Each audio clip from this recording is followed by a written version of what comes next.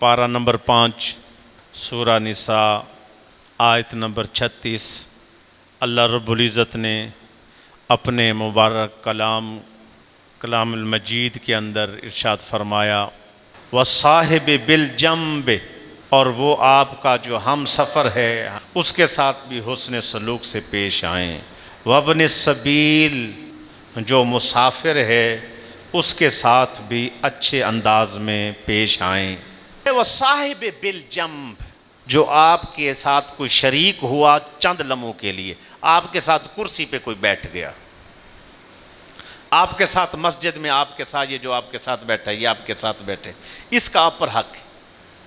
آپ کے ساتھ جو آپ کا بندہ بیٹھا ہے اس کو گھسیٹ کے اس کی جان اجیرن نہ بنا دو، تو اس کو تنگ نہ کرو۔ بندے پان کھا رہے ہوتے ہیں، گاڑیوں میں بیٹھے سگریٹ سلگا لیتے ہیں، شریعت نے چند لمحوں کے لیے ساتھ بیٹھنے والے کا بھی حق رکھا۔ کراچی میں والد صاحب کے ساتھ میں گیا، چھوٹا تھا میں، سراب گوٹ پہلا پوائنٹ ہے کراچی کا۔ ہم وہاں اترے تو جس جگہ پر جانا تھا والد صاحب نے اس ٹیکسی والے کو ایڈریس بتایا، اس نے ایڈریس پڑھا، قیمت طے ہوئی 250 روپے، ہمارا کرایہ غالباً 100 روپے لگا تھا۔ ہم پنجاب سے کراچی گئے ہیں، یعنی لیا سے ہم گئے وہاں، تو ہمارا 100-125 کرایہ لگا، اور اس نے 250 مانگ لیا۔ ہم نے سمجھا اور سفر بڑا دور ہوگا، کراچی بڑا جو ہے، اسی لیے اتنے پیسے لیے۔ والد صاحب نے اس کے کہا رعایت کرو، اس نے کہا نہیں جی نہیں، ادھر بہت مہنگائی ہے، اسی لیے ادھر جو طے ہوا بس وہی ہوگا، چلنا ہے تو چلیں۔ ٹیکسی بھی اور کوئی نہیں کھڑی تھی، ہم اس ٹیکسی پر بیٹھے، اس نے ایسے ٹرن لے کر ایک اشارے کے بعد ہمیں اتار کے اس بلڈنگ پر کھڑے کر کے کہتا ہے یہ بلڈنگ ہے۔ 5 منٹ بھی اس نے سفر نہیں کیا۔ جب میں نیچے اترا تو میں ایسے موڑ کے پیچھے دیکھا نا، وہ جو سٹینڈ تھا جس پر بس نے ہمیں اتارا وہ نظر آ رہا تھا۔ میں نے کہا حضور وہ دیکھیں ابو کو، کہا وہ سٹینڈ ہے اور یہ جگہ ہے، ہم تو پیدل بھی آ سکتے، سمجھیں یہ چوک ہو گیا اور یہ ہماری مسجد ہو گئی، اتنا ہی سفر تھا۔ والد صاحب کہنے لگے بیٹا جھگڑنا کیا ہے، بدماش قسم کے لوگ ہوتے ہیں، ہم مسافر ہیں، دفع کرو، حرام اس نے کھایا ہم نے تو نہیں کھایا، اس کو پیسے دیں اور جان چھڑا۔ بیٹھنے والے بھی مسلمان، ٹیکسی چلانے والا بھی مسلمان۔ ٹوکیو کا ایک بندہ مسلمان ٹوکیو میں پہنچ گیا، جو ٹیکسی چلا رہا ہے وہ کافر ہے، اور ہمارے نزدیک وہ جہنمی بھی ہے، کافر جہنمی ہوتا ہے۔ اب جب ٹیکسی پر وہ بیٹھا تو اس نے کہا میں نے فلاں علاقے پر جانا ہے، مسلمان جہاں رہتے ہیں وہ علاقہ تھا، اس میں مجھے لے چل۔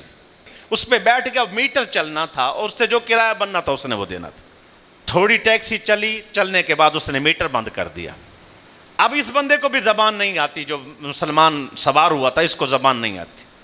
اب وہ حیران ہے کہ میٹر کیوں بند ہے۔ 2-3 کلومیٹر کے بعد اس نے میٹر آن کر دیا۔ اب وہ پھر پریشان ہے کہ پہلے بند کر دیا اب آن کیا ہے، اس سے پوچھوں کیسے پوچھوں، اتنی دیر میں منزل آ گئی۔ آگے وہ جو ساتھی کھڑے تھے اردو جاننے والے اور جو اس سے تعلق رکھنے والے، اس کا استقبال کیا، انہوں نے اس کو اتارا۔ اس نے کہا پہلے تم اس کی زبان جانتے ہو، اس سے پوچھو میٹر کیوں بند کیا، کرایہ تو جو بنا سو بنا وہ تو میں دینے کو تیار ہوں، اب کافر کی زبانی سنو۔ وہ بتانے لگا کہ جہاں سے میں نے ٹرن لینا تھا نا میں ادھر سے چوک گیا، مجھے آگے جانا پڑا، میں آگے 2-3 کلومیٹر جب آگے گیا، وہ کیونکہ غلطی میری تھی، میں وہ سواری سے کرایہ نہیں لے سکتا تھا، میں نے اسی لیے میٹر بند کر دیا۔ جب میں اسی پوائنٹ پر دوبارہ آیا جہاں سے جو ہے نا میں بھولا تھا، اس جگہ پر واپس آیا تو میں نے میٹر آن کر دیا، جو ان کا کرایہ بنتا تھا میں نے ان سے وہی لیا ہے، اس لیے میں ان سے زیادہ کرایہ نہیں لے سکتا۔ دوستو بتاؤ کیا یہ ایمانداری ہوئی کہ نہ؟